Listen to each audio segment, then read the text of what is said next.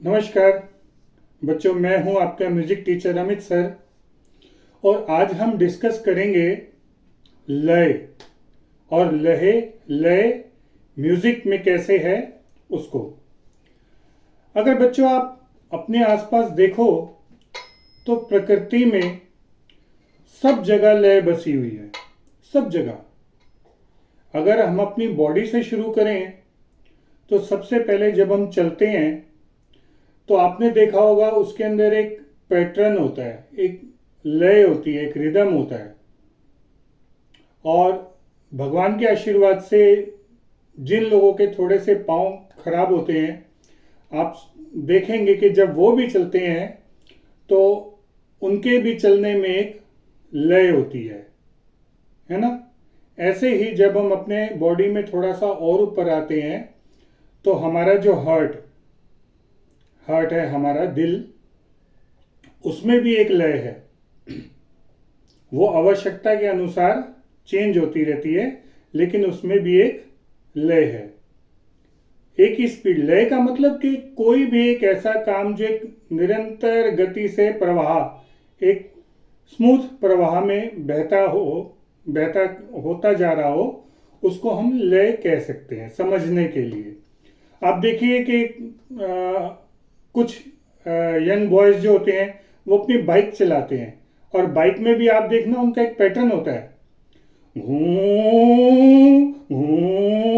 ठीक है। तो ये एक लय आती है। ऐसे ही अगर आपने बस में सफर किया होगा तो वहां भी एक लय आती है। और ट्रेन में तो आप सभी बच्चों ने सफर किया होगा। तो आप देखो जब ट्रेन चलती है तो कैसी एक रिदम आती है, ठक ठका ठक ठका ठक ठक ठका ठक।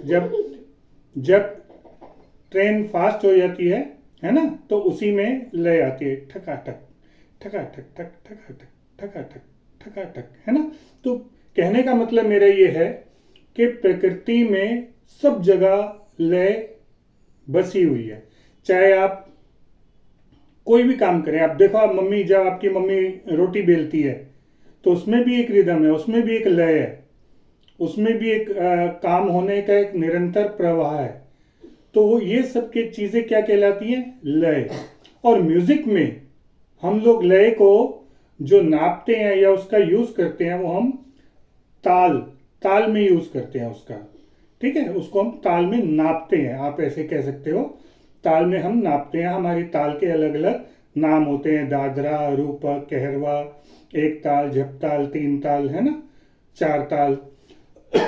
तो इनको हम म्यूजिक में लय बनाने के लिए, एक रिदम बनाने के लिए यूज करते हैं। और रिदम में भी अगर आप देखोगे, एक लय देखोगे, तो अगर कोई ऑड में अगर काम लगातार हो रहा है ना, तो वो भी एक लय क्रिएट हो जाती है, उसमें भी एक रिदम है, उसमें भी एक लय है। और सबसे बड़ी बात, जो बच्चे म्यूजिक सीख रहे हैं, मैं आज उनको एक टिप देता हूं कि बच्चों, जो हम ताल देते हैं, सबसे अच्छा इसको दिमाग में बिठाने का एक तरीका है, जो आपकी वॉल क्लॉक होती है, जो घड़ी होती है, आप उसकी टिक टिक टिक से अपने माइंड में एक रिदम या एक लय बना सकते हैं। वो सबसे इजीएस्ट वे है कि आप उस घड़ी की टिक टिक को यूज करके अपने दिमाग में बिठाइए, और इतना गहरा बिठा दीजिए, इतना गहरा बिठा दीजिए कि जब आप नींद में सो भी रहे हो ना, तब भी वो आपकी टिक टिक आपके अंतर मन में गूंजती रहे, चलती रहे। तो जो बच्चे इस चीज को बहुत अच्छे से क्या बोलते हैं, अगर दिमाग में बिठा लेंगे, तो उनको बहुत म्यूजिक सीखने में, लर्न करने में बहुत फायदा होगा। क्योंकि आप देखिए कि ये जो एक प्रवाह है, ये हमें, जो बच्चे म्यूजिक सीख रहे हैं, उनको सब पता लगता है कि ये कैसे करना है ना। देखिए, सा रे गा मा पा धा नी सा। तो आप देखिए कि ये एक तरीका है। सब बच्चे अगर आप इसको अच्छे से प्रैक्टिस करेंगे तो उम्मीद है आपको म्यूज़िक सीखने में, एक लय समझने में बहुत अच्छी हेल्प मिलेगी। Thank you.